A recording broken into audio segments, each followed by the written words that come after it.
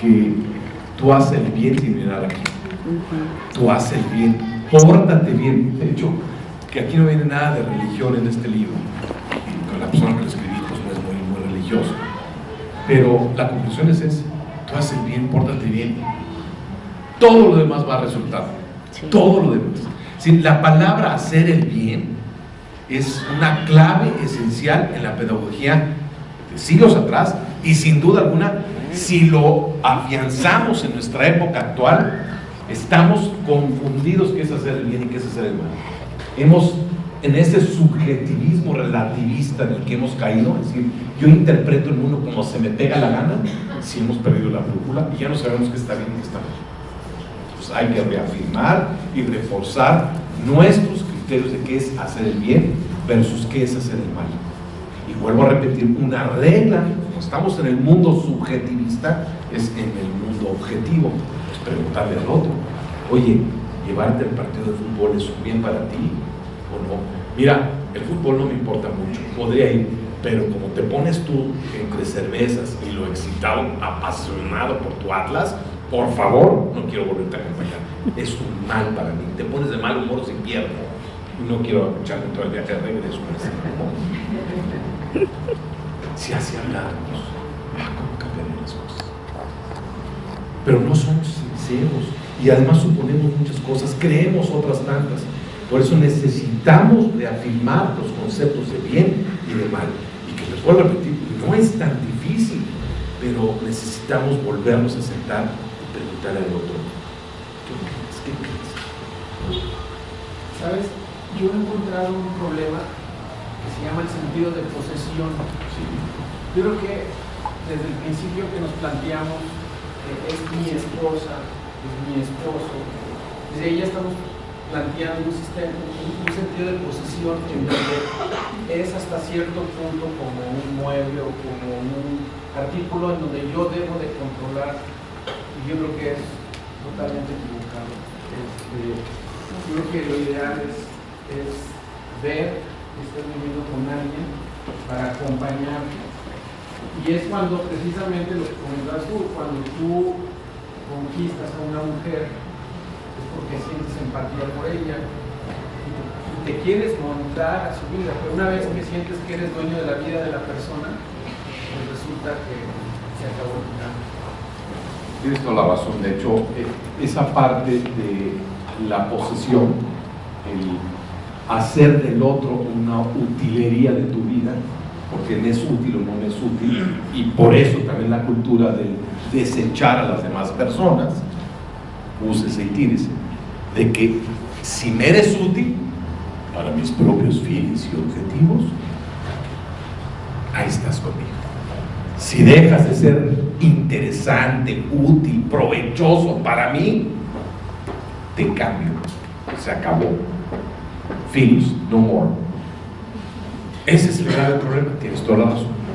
Y voy a agregar la palabra de, claro, tenemos que cambiar esos enfoques, porque se han enviciado en una cultura del medio ambiente, informático, Hollywood, social, que nos ha deformado la visión muchas veces de lo que realmente se quiere y se busca con todos estos conceptos tradicionales, pero al mismo tiempo que siempre han estado vigentes sobre temas como lo que verdaderamente es hacer el bien al otro. ¿Por qué usamos, y usa el catecismo, la palabra consorcio entre tú y yo? ¿Cómo que consorcio? ¿No será? Que fuera enterprise o que businessman. ¿Qué consorcio? Bueno, sí, es un contrato, pero muchos realmente antes del contrato, ¿qué hay? Antes, la palabra. ¿Compromiso? Sí, hay un compromiso con un acuerdo. ¿Estamos o no estamos de acuerdo? Sí. Bueno, entonces la palabra clave en las relaciones entre dos personas, en un consorcio, en una asociación de todo tipo, es que estemos de acuerdo. ¿Cómo que vas a hacer algo en la que yo no estoy de acuerdo? Entonces, primero, es cierto, yo no estoy de acuerdo en ser tu mueble de la casa, ¿no? Por favor, a mí no me uses. No, pero es que no te lo dije, pero sí te uso. Bueno, Espero que no haya tantos cínicos y desvergonzados que sean capaces de decirle a la pareja que yo te uso. Pero sí es cierto, no quiero que me uses, ni te quiero usar. No estamos para que nos usemos uno al otro. Estamos para llegar a acuerdos. Quiero acordar contigo. Y por eso es muy interesante en los primeros pasos de las relaciones de atracción nos vemos, ¿dónde? No, pues yo vivo acá en el Palomar, no, pues yo vivo en Zapopan. Oye, ¿y qué tal si nos vemos en la Minerva? ¡Sale! Acordamos. Entonces, cuando, no puedo, no, está muy lejos, pues no va a haber acuerdos, no nos vamos a ver. Alguien tiene que sacrificar. Desde que somos novios se va midiendo. Si se es honesto, sí podemos llegar a acuerdos. ¿Quién de ustedes no tuvo sus desacuerdos? ¿Cuántos invitados a la boda? ¿O en dónde se iban a casar? ¿O en dónde se acomodaban las mesas? ¿O qué música? Por eso dicen, ay, no, que no haya boda, que alguien nomás así.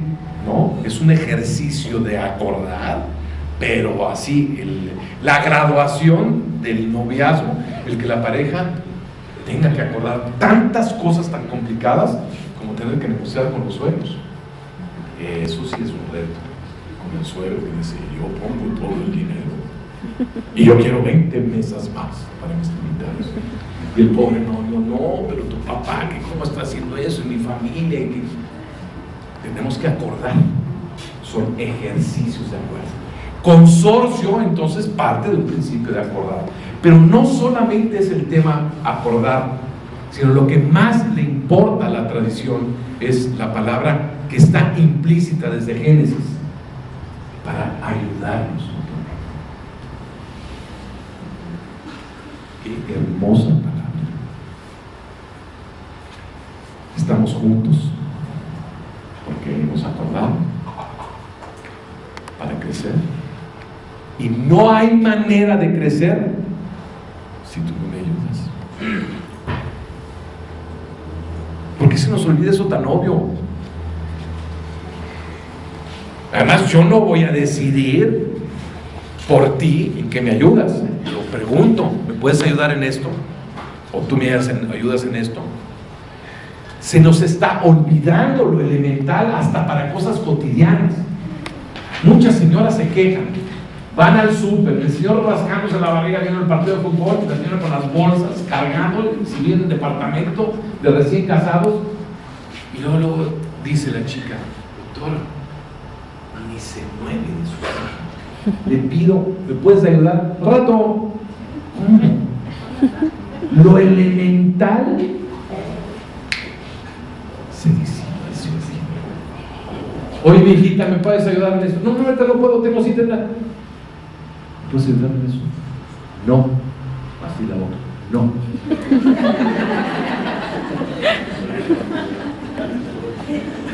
Elemental en los labios. Y esa es la palabra clave del Génesis, para ayuda mutua de los esposos. Y en igualdad, yo te he ayudado más a ti que a mí, no es competencia. Yo necesito ayuda para ciertas cosas y tú para otras. Y cuando estoy enfermo, pues sí, vas a tener que hacer más esfuerzo tú que yo, pero es para ayudarnos.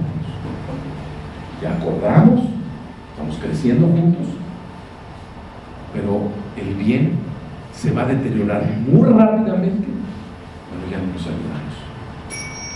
Entonces, otra vez lo mismo. Preguntemos, si los hijos son el bien más grande, ¿ayuda el que nuestros hijos estén contentos a nosotros como esposos? ¿Sí? ¿Por qué los hacemos enojar tanto? Si eso no ayuda. ¿Por qué los traemos tan en jaque con las tareas? Eso no ayuda. ¿Por qué los regañamos tanto? Eso no ayuda. ¿Por qué nos gritamos tanto? ¿Por qué nos molestamos tanto, marido y mujer? Nos molestamos, es increíble. Llega un momento en que ya me tienes harto, ya me tienes harta, ya no te soporto. Y lo dice, no lo dicen así, ya no te soporto, ya no te soporto. Y la que más me gusta, ya cuando llega un punto, se mira a los ojos, ella sobre todo, ve lo que dice, amiga, ella mira a su esposo y dice: déjame en paz. Ya déjame en paz. Ya. Lo digo tanto. ¿Cómo llegamos a esos extremos? Se reirá, pero seguramente ya lo han vivido. ¿Cómo llegamos a esos extremos? Ya nos ayudamos, no nos hacemos el bien. Tan elemental, palabras claves y sencillas, no nos olvidan. Y claro, pues de ahí se deteriora todo lo demás. Ya no nos estamos ayudando, ya no estamos contentos. Ya no quiero estar a tu lado. ¿Para qué? No me ayudas, me peleas, me gritas, no me haces caso, me exiges, me reclamas. Todas las cosas feas nos estamos haciendo. Feas. O sea, no es un bien, se acaba el bien mutuo de los esposos. Por eso muchos dicen: hijos, si tuviéramos un cierre en la boquita, que es por donde más pecamos, resolveríamos muchos de los problemas, porque es de donde más nos hacemos daño, es lo que decimos. Y luego lo que hacemos, lo que decimos. Adelante. Si el matrimonio es el problema aquí, pues hay una crisis en el matrimonio. Sí. Y probablemente muchas de las razones pudieron haber sido evitadas. Sí. ¿Qué puedo hacer para que mis hijos adquieran estas pues, herramientas que les permitan llegar a un buen matrimonio? O mantener el buen matrimonio, ¿no? No lo sé. Ya lo dudamos de repente.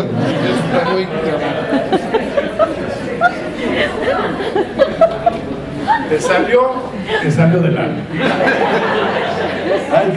Es que es cierto, llega un punto en que los que lo vivimos y tenemos todo al alcance de todas estas cosas, pues ya dices: oye, habrá de veras ahí que no sea, porque además pues conocemos las actitudes de simular y de fingir de montones de parejas que llevamos 40 años de matrimonio maravillosos, y como no conocemos toda la historia detrás. Yo ya les conté, ahorita te contesto que en algunas bodas, pues no dejo de ser estudioso del comportamiento humano. Mi diversión es irme donde llegan los automóviles y se bajan, y estoy observando la conducta de las parejas antes de llegar a la boda. Muchos llegan discutiendo, es increíble, o llegan malhumorados. Mi fascinación es cuando se bajan del coche.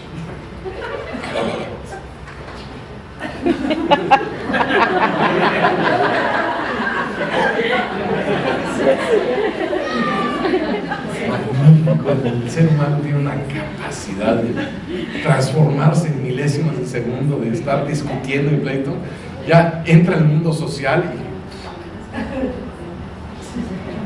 todo es maravilloso. ¿Cómo están? Perfecto. ¿Verdad, viejita? Una manera de fingir. Entonces, claro, bueno, sí hay maneras. ¿Ya terminaste tu pregunta y tu observación? No, es que la pregunta más dirigida, pues, ¿cuáles herramientas? Por ejemplo, si yo educo a mis hijos de manera que ellos no sufran, o de manera que ellos no se esfuercen por conseguir sus objetivos, yo pienso que los estoy educando. O si de repente no los reprimo, no los castigo, pues también siento que no los estoy educando todo bien. Es decir, como que, digo, esas herramientas como la capacidad de resistir el fracaso y como surgir después de él, como que no hace falta mucho de esto, ¿no? La pregunta es que si esto se tiene que enseñar, o si la vida misma te la va enseñando. Si tú entras al matrimonio con la esperanza de que esto va a ser por toda la vida, va a ser todo el mundo feliz, te das cuenta que realmente es pues todo lo contrario. ¿Cómo pudiste haber evitado esto? ¿Cómo pudiste haber formado para enfrentar esto antes? Es muy bueno tu tema, pero quisiera que de lo mismo que estamos aquí diciendo, que es también como un ejercicio final, que se lleven recursos, herramientas, conceptos, ¿qué nos empieza a quedar claro ¿Qué le debemos de transmitir a nuestros hijos en el contexto de nuestro desarrollo de adultos? Porque siempre estamos creciendo, además nadie está terminado, vamos a seguir aprendiendo, para irles transmitiendo eso que esperemos que vaya a mejorar en las próximas generaciones. Entonces, ¿cuál sería uno de los primeros conceptos? El amor a Dios. Bueno, sin nuestra fe, sin el amor a Dios, cualquier cosa que hagas simplemente no va a funcionar. Respeto. Entonces ya tenemos el concepto al respeto. Respeto, ¿cómo vamos a respetar a nuestros hijos? ¿En qué sentido voy a respetar a mis hijos? Primero mostrándome respeto a mí y respeto a mi pareja. Pero si yo le falto respeto a mi pareja, o le falto respeto a mí, pues, ¿qué le estoy enseñando? O sea, vamos a quitar de principio el tema de que enseñar es echar rollos y homilías. Eso se los dejamos a los respetables y ya. Nosotros realmente tenemos que mostrar que educar tiene que ver más con el sentido de la cultura. Aquí un breviario cultural muy breve. Tenemos una distorsión entre qué es educar y qué es cultura. Y las tradiciones también pedagógicas hablan que educar tiene que ver más con crecer. Por lo tanto, tiene que ver más con cultura. Cultura viene de la palabra cultivar, que tiene que ver con crecer. Por lo tanto, lo que nos hace falta en nuestras vidas familiares, más que educación, es cultura. ¿Qué es cultura? Pues todo aquello que tú vives y desarrollas en el contexto de tu vida diaria. Cómo te bañas, cómo guardas tu ropa, qué comes, cómo hablas, cómo duermes, cómo está organizada tu casa, cómo son tus hábitos, cuáles son tus rutinas. Todo eso es la cultura. También es la cultura de la ciudad en la que vives. Botadero de basura, el tráfico, o sea, vivimos en una cultura que tiene sus graves deficiencias. Entonces, primero es cultura, y los conceptos básicos de la cultura vienen a ser estos valores. ¿Qué es educación? Educación es más, en el sentido que se está manejando aquí, no como crecimiento, pues es información, es, vamos a decir, estar en el conocimiento de las ciencias, que es a lo que vienen nuestros hijos a la escuela. En realidad, en eso se han empeñado los países dominados por la cultura del poder, en educa lo que tú quieras educar a las criaturas, es decir, enséñale la historia como nosotros queremos que se conozca, enséñale la biología, las ciencias sociales, y hazles creer que están cultivados por medio de biología y de que sepan cómo crece una planta y temas históricos de Benito Juárez. Por favor, eso es simplemente información e instrucción. Entonces, lo primero que hay que entender claramente es que necesitamos fortalecer la cultura, que, como bien dice la señora, va incluido lo que tú das de ejemplo. Es decir, pero no solamente el ejemplo, sino qué hay en tu casa. El estudio es que yo ahorita me metiera a tu casa y viera cuál es la cultura que tú tienes. ¿Sí? Que fuera a la sala y viera qué tipo de pinturas, de cuadros o de artesanía Adornos. o de arte que tienes en tu casa, porque eso es lo que ven diario tus hijos. ¿Sí? Y qué tipo de libros ven y qué tipo de revistas hay ahí, cómo está tu pantalla de televisión, qué sonido, qué películas. Todo eso habla de tu cultura, de la cultura de cualquiera. Entonces yo también por eso me fascina ir a las casas de las personas, porque observo la cultura, todo lo que está implícito en esa vida de la familia, toda la cultura. Y más gusto me da cuando digo, ¿me permite entrar a su cuarto? No. Pues va a pasar como una chica que decía, la mamá todo el día se quejaba de la hija, eres una desordenada, tienes todo mal, todo tirado. Ay, no, tú siempre dándome lata con lo mismo. Doctora, debería de ver su cuarto. Me estás faltando al respeto. Tú te lo buscaste, me quieres a mí enseñar porque tú lo sabes hacer y nunca has sabido hacer, que es ordenar tu cuarto. No puedes enseñar, tú lo haces, así de fácil. Me preocupa mucho que una mamá quiera educar a su hijo, la palabra educar, con la cultura de no leer, no prepararse, no saber, y haciéndole incluso la tarea a los hijos. Pues, ¿qué cultura es esa? O sea, no puede ser una cultura eso, pero sin embargo se usa mucho en nuestra cultura. Bueno, pues, por eso los valores esenciales. Ya vimos que uno de los valores esenciales pues, es siempre hacer el bien y preguntarle a los demás, oye, ¿cuál es el bien? Porque estás forjando el carácter y la personalidad de las criaturas, y ese carácter y esa personalidad se va a forjar precisamente en la capacidad que él va a tener de resolver los problemas de su vida desde temprana edad. Si tú se los resuelves, pues siempre se los vas a resolver tú. No le estás enseñando cómo tú resuelves las cosas, porque tú se las resuelves a él. Por eso, cuando me dicen, es que usted, doctor, no quiere que se castigue, no, porque el castigo y el premio, tú estás dándole la solución a las cosas, y él tiene que descubrir la solución a las cosas. Ya el castigo es una forma de, pues es hasta en teoría de psicología, es control de la conducta humana, es manipulación de la conducta humana. Por aquí sí, por aquí no. Y hazle como quieras, pero por aquí sí, por aquí no. Bueno, entonces tú le estás resolviendo las cosas. Cuando se quitan esos castigos, cuando el chico se hace independiente, pues no sabe ni dónde hacerse. ¿Por qué? Yo no hay control. Se pierde el control, porque no me enseñaste el control de mí mismo. Me enseñaste que la vida se mueve a base de los controles que tú o cualquier autoridad impone, pero no me enseñaste a mí a controlarme a mí mismo. Esa es la clave del éxito de muchas personas. Pero esto lo seguiremos en otra de las sesiones, nos queda una tercera sesión y con mucho gusto nos extendemos.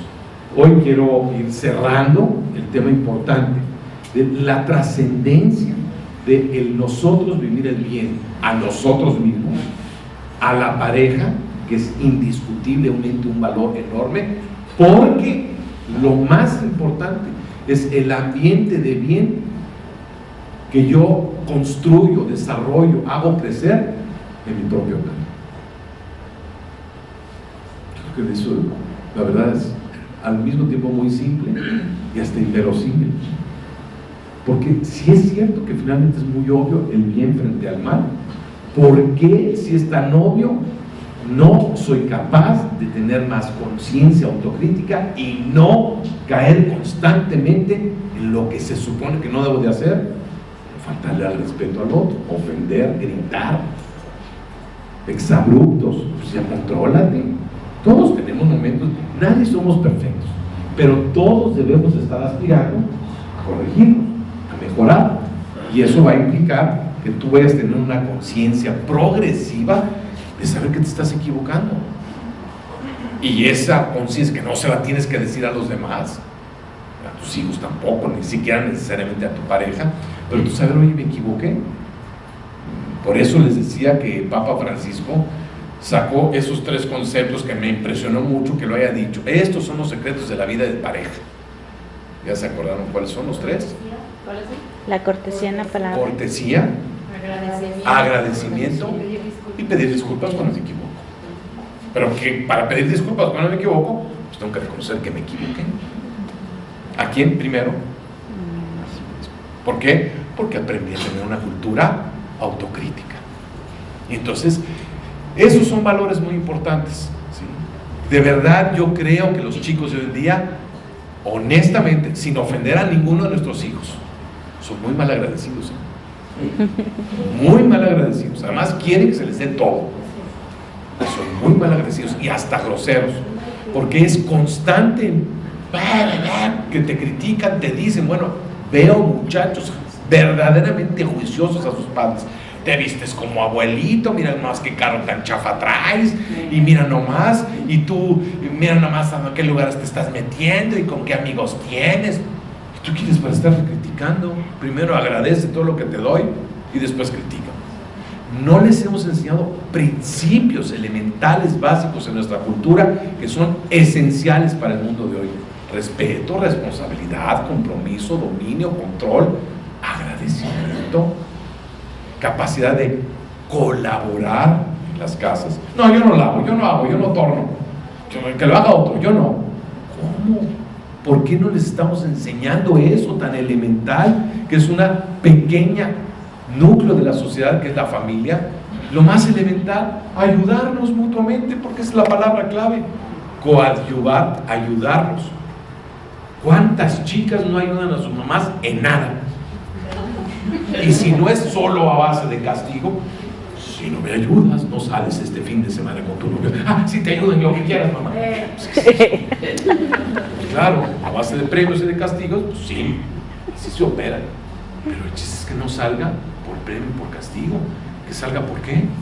Por amor. Pues claro, porque te quiero, mamá, te quiero ayudar. Te veo cansada, incómoda, no te das abasto.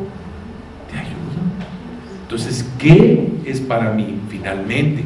Hacernos bien, y es bíblico, ayudarnos, hacernos el bien es ayudarnos. Ayudémonos más. Es la vocación también de estas reuniones aquí. Vámonos ayudando, unos porque tenemos una experiencia, otros porque tenemos otra, pero vámonos ayudando. La vida está muy dificilita para todos, está pesada, está densa. Pues vámonos ayudando, cada quien pone su granito de arena, pero vámonos ayudando. Pero ¿cómo vamos a construir esa cultura? Pues nosotros viviendo ese bien en nosotros. Ayudar, enseñarnos a ayudar, a ser agradecidos, a ser respetuosos, a ser personas que tengamos capacidad de dialogar, de acordar, de preguntarte si te estoy haciendo un bien, de decirte, oye, ¿te aburrí en esta conferencia? Sí, estoy mucho. Bueno, está bien, no me voy a ofender, ¿por qué? Pero preguntar, ¿hice un bien hoy o no lo hice? No, pues sí lo hizo. Bueno, está bien, porque todo nos lo tomamos personal, ¿no? Nos tenemos que dar a tole con el dedo siempre. No aceptemos que cuando yo te pregunte, tú me seas sincero y me digas la verdad. Una de las cosas graves de nuestra cultura es que somos una cultura de mentirosos e hipócritas. Desgraciadamente, somos muy mentirosos en esta cultura. Sí. Todos nos encanta mentir, disfrazar de verdades, de mentiras. No somos plenamente honestos y sinceros en nuestro punto de vista. Y lo saben los extranjeros, lo saben, porque en otros países tienen una cultura muy cercana a la verdad completa. No se andan con tantos recovecos y con tantas simulaciones y teatralidades como hacemos aquí. Y ya saben, estar con una familia mexicana, nomás quédate 3 días porque la cuarta no te lo van a pesar. Pero los 3 primeros días, bueno, lo máximo, qué encantador, ¿viste? Y después ya, yo tengo cosas que hacer, y el pobre invitado se queda toda una tarde en una casa, no saben ni qué hacer, porque pues eran tan atentos al principio. ¿Qué pasó? Se simula, qué maravilloso, sí, mi casa pasa, ya es todo. Pues sí, no somos sinceros en muchas cosas. Entonces, educamos con muchas mentiritas, en todos los sentidos. Entonces, por eso es una cultura del bien, ser honestos, verdaderos, respetuosos, congruentes, consistentes, pues puras cosas buenas, el bien verdadero, el bien authentic. Y ya para concluir, y si todavía hay algunos minutos para un poquito más de diálogo, me interesa mucho esa parte, lo trascendente, lo significativamente importante del don de los hijos. De verdad, ojalá y que esto los lleve a ver que no hay mayor trascendencia, no hay mayor halago al Señor que le haga cumplir a sus hijos. Créanme de veras que el Señor, por todo lo que se estudia y se sabe, lo maravilloso que es que nuestra oración de halago y de alabanza al Padre se hace bien a las criaturas, porque es imitarlo a Él. Él quiere un bien a sus criaturas. Él quiere que nosotros aprendamos a hacer un bien a nuestras criaturas. Entonces, el verdadero amor, el amor del Padre, es entregarse por sus criaturas. Y somos sus hijos. Y Él dio la vida por nosotros. Como nosotros hemos de dar la vida por los nuestros. Qué mayor alegría, qué gozo es revivir en nuestros corazones la pasión verdaderamente por nuestros hijos. No nomás para que les vaya bien, tengan una carrera, se casen bien, no sufran, no.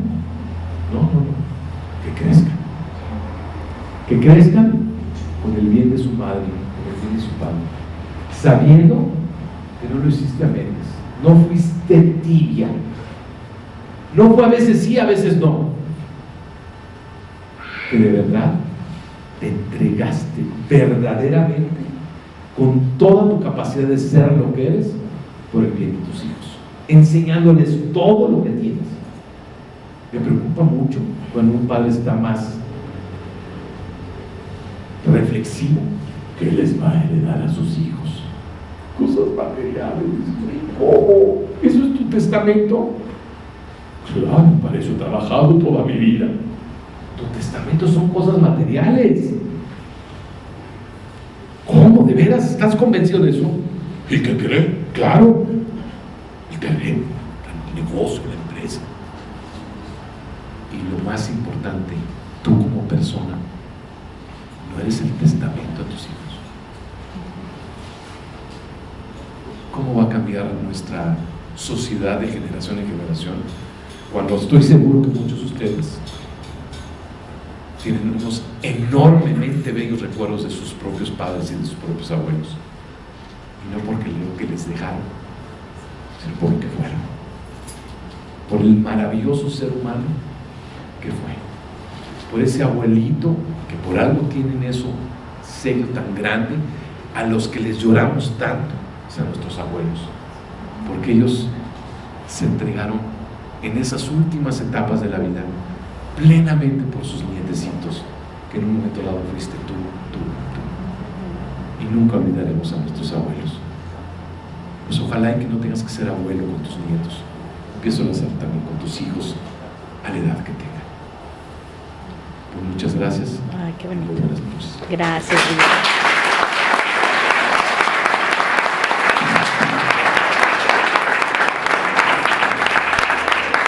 Pues aprender, de crecer, de ser mejores, ¿no? Yo creo que todos tenemos como esta convicción de que queremos convertirnos en la mejor versión de nosotros mismos, ¿no? Y en la medida en que estamos trabajando para ser mejores, pues hay como más frutos, ¿no? Hay buenos resultados.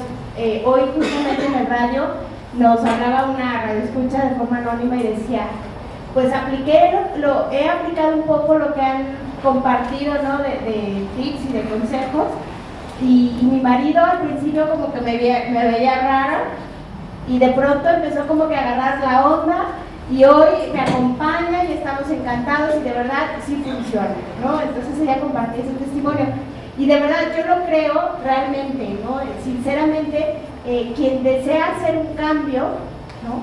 Sobre todo por el bienestar físico, emocional, pero sobre todo el bienestar de todas las personas a las que amamos, obviamente tiene frutos maravillosos. El tema del día de hoy tiene que ver mucho, es básicamente un trabajo personal, lo que iremos analizando el día de hoy. Ahorita espero que logremos arreglar el tema de la computadora, que siempre pasa, ¿verdad? Ya les dije que compren un cable, hombre, ¿no? Y todo se solucionaría. Yo se los voy a regalar, los voy a mandar a Karen, porque yo vengo muy aplicada con mi convertidor y me dicen, no, pero ese no funciona. Dado en carne propia, que somos de pensamiento complicado, nos explicamos las cosas de manera complicada y truculenta, sobre todo a las mujeres, porque el tema de armar telarañas en la cabeza a las mujeres se nos da de una forma más fácil, ¿no? Tenemos una habilidad como innata, natural, ¿no? Que es parte de la forma, pues incluso hasta fisiológica que tenemos como mujeres en el cerebro. No sé si han visto un video que se los recomiendo muchísimo, a lo mejor ya se los han recomendado, en YouTube, que dice la explicación del cerebro masculino y del cerebro femenino. El cerebro masculino es como un gran almacén de cajas, ¿no? Y está la caja de trabajo, y está la caja de la familia, y está la caja de la diversión, y está la caja de la nada. Todo el mundo dice, ¿la caja de la nada? Sí, el hombre puede hacer nada, ¿no? Y yo le preguntaba a un primo, ¿de verdad pueden hacer nada? Sí, pero yo quiero, ¿no? O sea, no hay un momento en que no es como uno pensando, ¿no? Venimos en el carro y con 10,000 cosas, o estás haciendo algo y estás tratando de resolver el mundo, etc. Entonces, el hombre, explica a este doctor, es eso, ¿no? Saca la caja que necesita. Yo estoy en el trabajo y saco la caja del trabajo. Y entonces, por eso a lo mejor las esposas se ofenden cuando le hablan por teléfono al marido y el marido, sí, no tengo tiempo, bye. La otra así de, no, seguro ya está enojado y no sé qué, y empezamos, ¿no? A darle vueltas y vueltas y vueltas. Y el otro está en la caja del trabajo. Y luego tiene la caja de la diversión. Pero todos son entes separados, ¿no? Una caja, la saca, o cajones, ¿no? Imaginemos que abrimos un cajón y lo cerramos. Y luego va al cerebro de la mujer. Y el cerebro de la mujer es una serie de interconexiones de cables que hacen cortocircuito todos al mismo tiempo, ¿no? Entonces, en la mujer no podemos dejar justamente de pensar. Yo de verdad quisiera tener esa habilidad que tienen los caballeros de no pensar en nada, ¿no? Y entonces la mujer está a lo mejor con el marido, ¿no? En un momento romántico, pero de repente, ¡ay! Los niños, no sé qué, ¿no? Y empieza. No sé si han visto esta película de nuestro, por ahí se están riendo, se están recordando de cositas.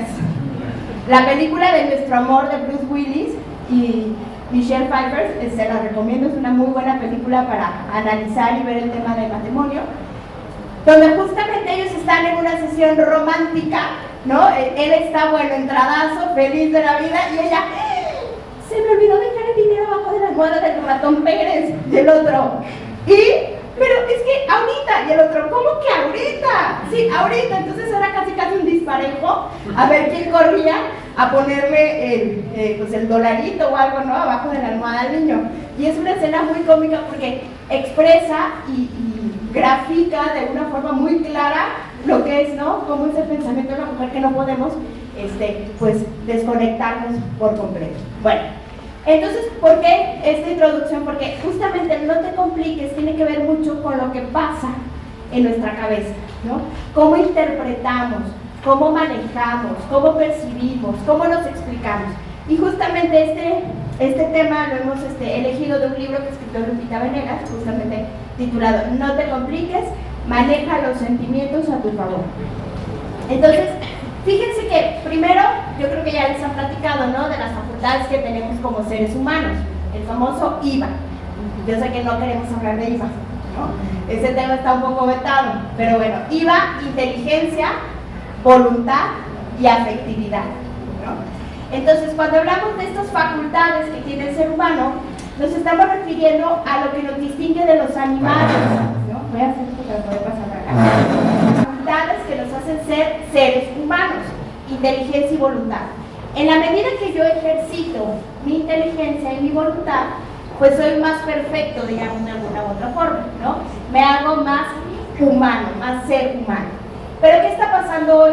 Resulta que nos hemos dejado llevar por todas estas corrientes de la ley del menor esfuerzo, ¿no? Todo tiene que ser fácil, todo tiene que ser relajado, y lejos de tener, yo les traía una presentación muy linda. Hablamos justamente de estas facultades que tenemos como seres humanos. Y cuando hablamos de cómo estaríamos estructurados y cuáles serían los valores que nos gobiernan, podríamos poner la fe hasta arriba, ¿no? Como lo tenemos en este cuadrito, luego la inteligencia, por arriba de los sentimientos. Fíjense qué importante, esto es lo que vamos a descubrir el día de hoy. Luego los sentimientos y abajo los impulsos. Los impulsos son lo que compartimos con los otros seres vivos que son los animales. Pero ¿qué pasa ahora? Que estamos viviendo, yo les digo, como la Macarena. Yo creo que muchos de los que estamos aquí bailamos la Macarena, ¿verdad? ¿Se acuerdan? ¿Y qué hacía la Macarena? Dar la alegría al cuerpo, ¿verdad? Bueno, hoy estamos viviendo justamente así, dándole alegría al cuerpo. Y no nos queremos esforzar. Y si queremos hacer algo, lo queremos fácil y rápido. Ya tenemos muchos años viendo en la televisión estos productos milagros, ¿no? Que si quieres enflacar, te compres unos tenis, camines 5 pasos diarios y ya lo hiciste, ¿no? O si quieres tener un cabello maravilloso, compres no sé qué. Y todo es fácil, todo, nada requiere de esfuerzo. Antes nos decían que lo que valía la pena en la vida requería de esfuerzo, de constancia, de perseverancia, de sacrificio. Y hoy muy pocas veces escuchamos ese término de sacrificio, ¿no? De algo que tengas que renunciar para lograr algo más. Entonces, ¿qué está pasando?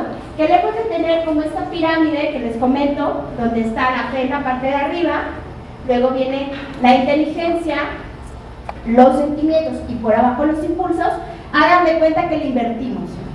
Y hoy tenemos los impulsos arriba, los sentimientos, porque hoy amanecí depre, ¿no?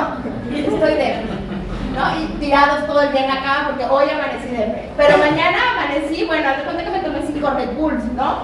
Y entonces andamos con, bueno, y nos dejamos llevar por el sentimiento. Y luego la inteligencia y obviamente hasta abajo la fe, ¿no? ¿Qué está pasando con esta visión que tenemos del ser humano? Pues justamente tenemos mucha gente con depresión. ¿Por qué? Porque nos estamos dejando llevar por el sentimiento, el puritito sentimiento, y ahí se queda, ¿no? Nada más, sin ejercer realmente nuestra inteligencia. Entonces, bueno, esto es un poco de conocimiento que seguramente ya lo han estado viendo aquí, de lo que es el ser humano, estas facultades. Y fíjense, hay una frase que me gusta mucho de Karol Wojtyla, del Papa Juan Pablo II, dice: la fe y la razón son como las dos alas con las cuales el espíritu humano se eleva hacia la contemplación de la verdad. Fe y razón, fe e inteligencia, son las dos grandes alas que nos permiten como seres humanos realmente, ¿no?, elevarnos y darnos cuenta de todo lo que sucede a nuestro alrededor y así poder utilizar lo que sucede dentro de mí y fuera de mí a mi favor, ¿no? Como decíamos al principio de la plática, el manejo de los sentimientos a nuestro favor. Así que bueno, pues yo creo que en la medida que vamos conociéndonos, reconociendo de dónde tengo que trabajar o qué es lo que tengo que hacer, bueno, puedo hacer más cosas y de mejor forma. Hay esta mirada que les digo que me gusta echar a nuestro mundo, una mirada al mundo. Les hablo de los 3 ismos. Estos 3 ismos, ¿cuáles son? Relativismo, hedonismo y consumismo. Esto es como la cultura que rige el día de hoy nuestras vidas. La semana pasada, el fin de semana antepascual, no este que pasó, el anterior, yo creo que todos fuimos testigos de la caída del WhatsApp, ¿verdad? Y luego, bueno, y todo el mundo, bueno, yo estaba en reposo porque había estado enferma de los riñones, entonces tenía una semana en cama y ya se imaginarán. Obviamente, y yo estaba sola en mi casa, estaba aburrida. Y sin WhatsApp, ya se imaginarán, ¿no? Yo era la primera promotora de bajen el Telegram, ¿no? Para estar en contacto con el mundo exterior. Pero bueno, después de esta situación, uno de mis amigos ponía en su Facebook una reflexión. Y era muy buena y muy actual, ¿no? Dice, ¿cómo es posible? Primero que nos hayamos apanicado a tal forma por el WhatsApp. Los pobres señores del Telegram nunca imaginaron que iban a tener tantas descargas en tan pocos segundos y obviamente el Telegram también colapsó. Pero la reflexión que hacía él era, o sea, si algo ya no sirve, lo tiro, ¿no? Entonces yo le contestaba en la reflexión que ponía en el Facebook, le dije, pues sí, es la cultura del utilitarismo. Y no faltó quien me contestó, cultura, ¿no? Como diciendo, eso no es cultura. Y entonces, bueno, pues ya recurrí a la Real Academia de la Lengua Española y le puse cultura, 2 puntos, ¿no? Y hay toda la explicación. Ciertamente, en un principio, el tema de la cultura tenía que ver con elevar el espíritu, ¿no? Con ese crecimiento y ese desarrollo que va teniendo el ser humano y que aparte trasciende y que aparte delega y que es como una forma de ir dejando, ¿no?, huella en la vida. Pero también la cultura hoy es una forma de vida. Entonces, cuando yo decía cultura del utilitarismo, pues ciertamente vivimos esa cultura, ¿no? Porque mucha gente la practica. Lo mismo estos 3 ismos que les decía. Relativismo. ¿Cómo podríamos explicar rápidamente el relativismo? Nada es verdad, nada es mentira, todo depende con el cristal con que se mira, ¿verdad? Entonces yo tengo mi verdad, tú tienes tu verdad, tú tienes la tuya, y así, ¿no? Entonces hoy podemos decir que un bebé de 12 semanas en el útero materno es una, para mí, es una suma de células, ¿no? Y para otra gente será un feto, y para otra gente será un ser humano, y para otra gente será un piano, ¿no? Entonces cada uno tiene su versión de la vida. Este es el relativismo.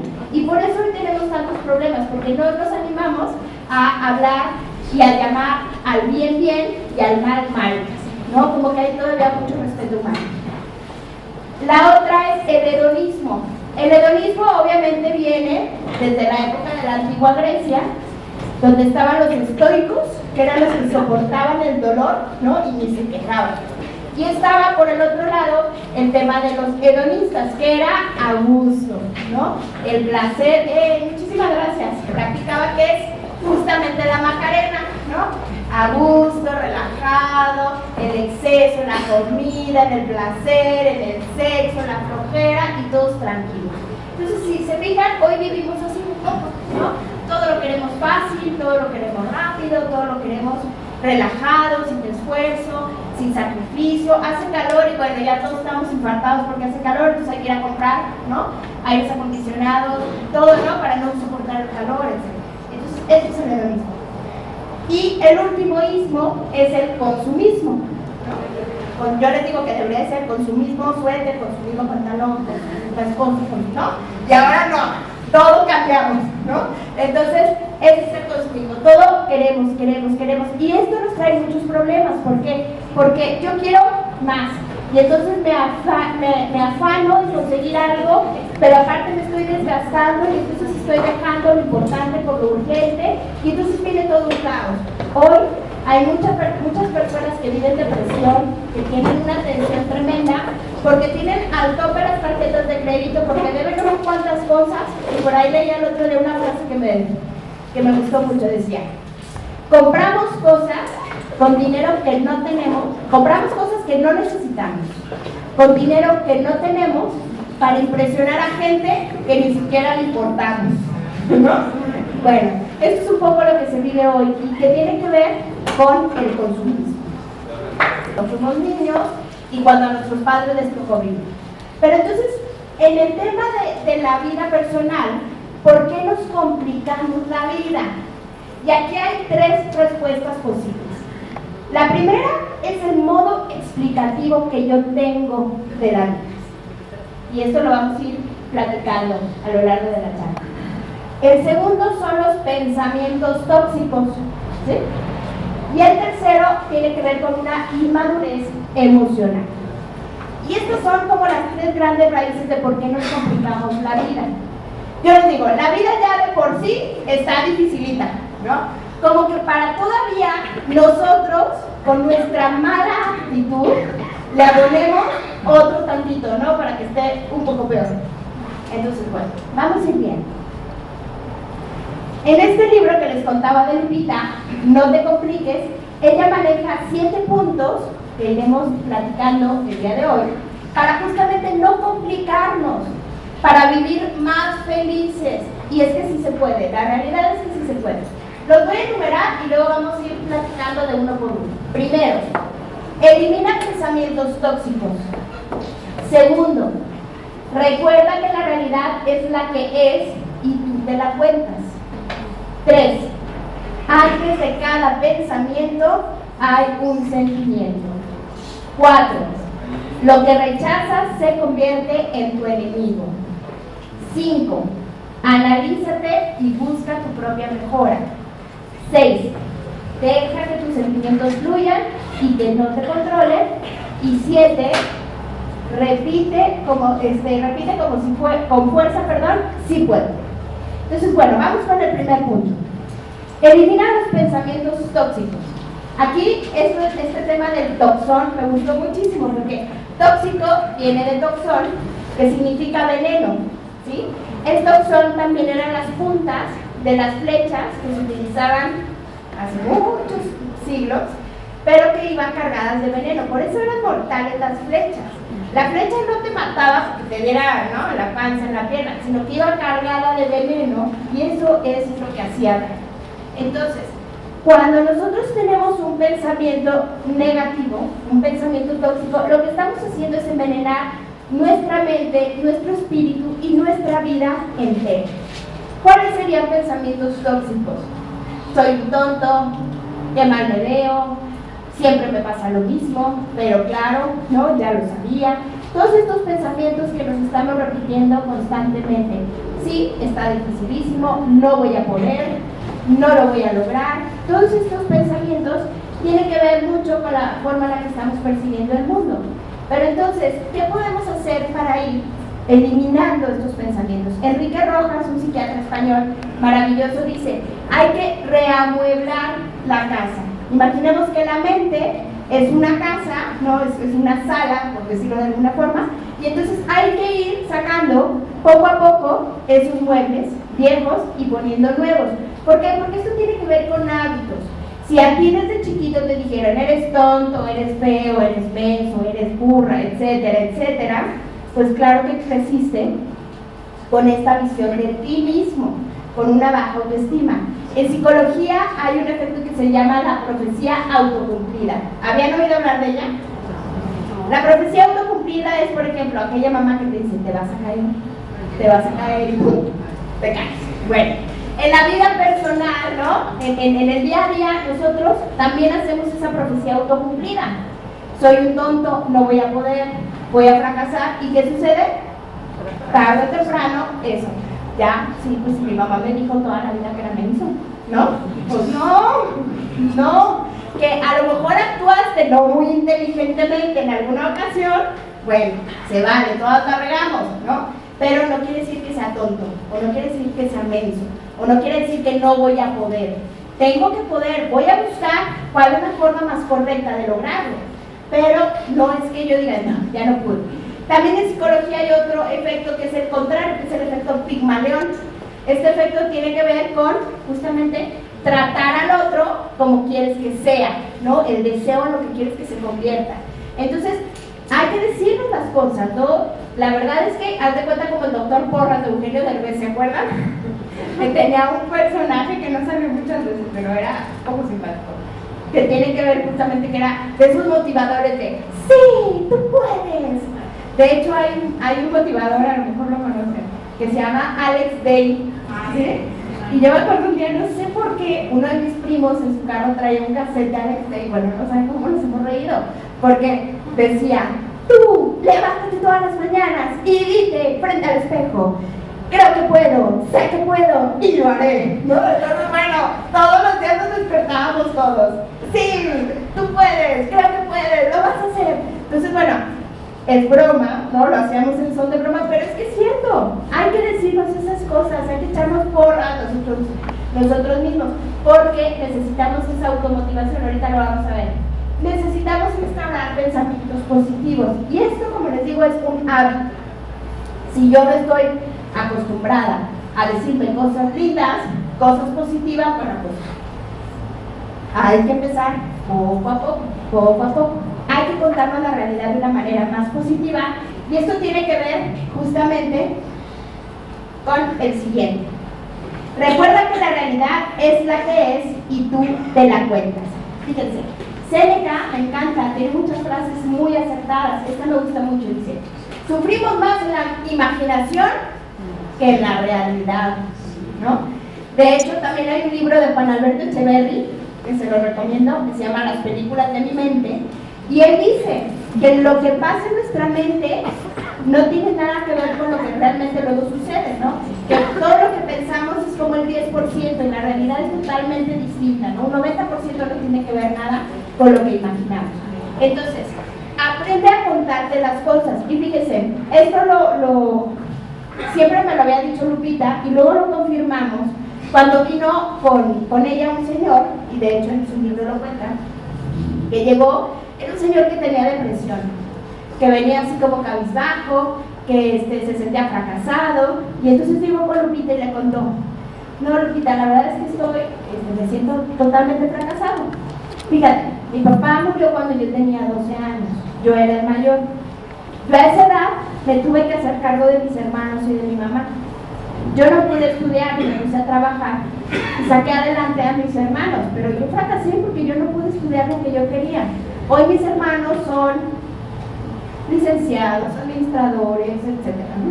Y bueno, yo logré levantar aquel negocio que dejó mi papá, pero bueno, no conseguí ningún sueño. Y Lupita decía, ¿te fijas cómo te estás contando la historia? Vamos a cambiar no, vamos a cambiar tu historia y te la voy a contar distinta. Y entonces Lupita empieza y le dice, fíjate, había un niño que perdió a su papá a los 12 años, como él era el mayor, sacó adelante a su familia. Él fue tan generoso que supo, ¿no?, ceder su tiempo en beneficio de sus hermanos. Él con su trabajo les dio carrera a los hermanos. Los hermanos son hombres de bien gracias a ese hermano mayor que se consagró para sacar adelante a su familia. Y logró, dice Lupita que el señor de estar así, empezó.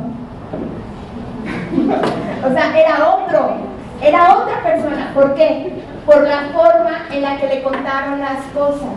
Él se sentía un hombre fracasado, porque bueno, quizá no había alcanzado aquella meta, ¿no?, aquel sueño que había tenido en un principio, pero había logrado muchísimas cosas.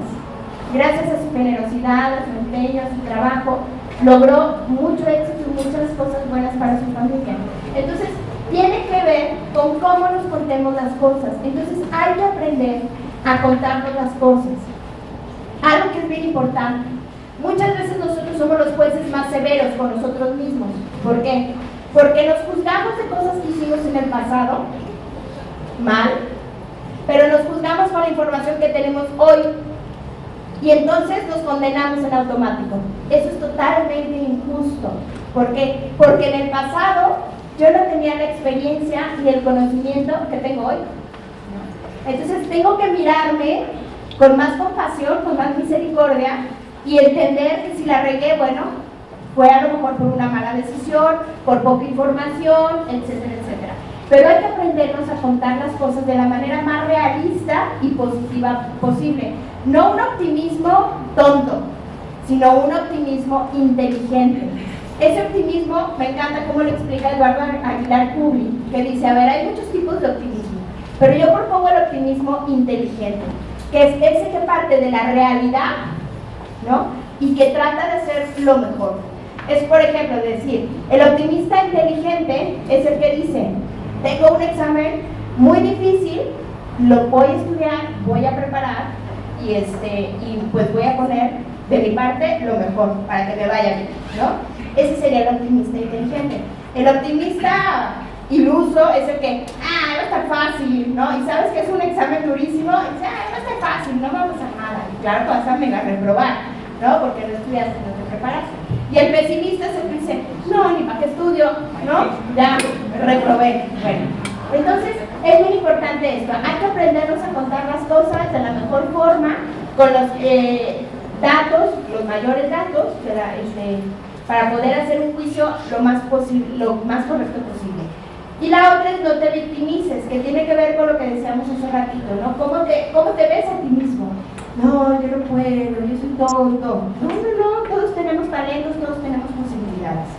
Pensamos, ¿no? Porque ya sentimos, ya como que le dimos rienda suelta al sentimiento y entonces ya en base a eso que estoy sintiendo voy a decidir. Entonces, actuamos de acuerdo a lo que sentimos. Sentimos en base a lo que pensamos. Y ahorita les voy a contar un ejemplo buenísimo. Entonces, ¿qué pasa con estos pensamientos? Tenemos pensamientos que descalifican, pensamientos paranoicos, de inseguridad, vengativos, de juicio, de condena, etc., ¿no? Entonces, algo bien importante es no poner intenciones en el otro. Un día habló una señora al programa de radio y decía, denme un consejo porque mi marido está enojadísimo conmigo y ya no sé cómo contentarlo porque, ¿qué crees? Fíjense nada más la historia. Se murió mi suegro. Y entonces, en la última misa, mi suegra, por eso les puse maripositas aquí, mi suegra llevó mariposas para que todos los nietos soltaran mariposas al final de la misa, pues para despedir al abuelo. Pero, a la hora de repartir, me imagino que las llevan en cajitas, la verdad es que yo no sé, tanta modernidad de hoy, ¿no? A la hora de repartir las mariposas, sobraron y entonces les dieron a mis cuñadas y a las concuñas y a mí no me dieron. Y pues yo me sentí mal, ¿no? La nuera. Y la verdad es que pues sí, me dolió muchísimo que mi suegra no me haya considerado a la hora de dar las mariposas. y pues yo fui luego y le reclamé a mi marido. Bueno, de verdad le quería dar un coscorrón a la señora. ¿Por qué? Primero, el marido es huérfano, ¿no? O sea, acaba de perder a su papá. Y yo creo que lo que menos que necesitaba el señor en ese momento era que viniera la esposa, ¿no? A decirle que no le había tocado mariposa, ¿no? Como si fuera niña en la kermés, que no le dieran paleta o no sé. Bueno, 1, 2, la suegra. Bueno, ese es un tema, ¿verdad? El tema de las suegras. Hermosa.